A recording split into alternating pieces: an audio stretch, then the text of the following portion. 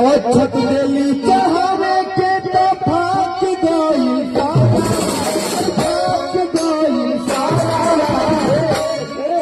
अरे तू हमारा सुंदर भैया हमारा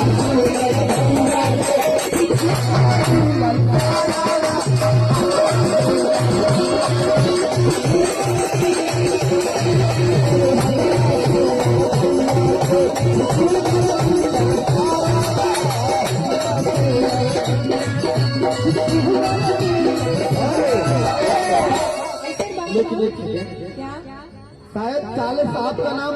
शिवम या शिवम शुभम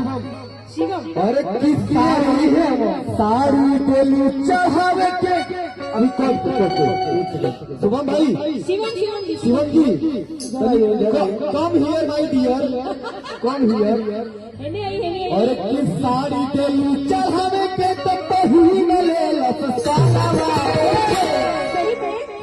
और किस साड़ी डेली चढ़ावे के तो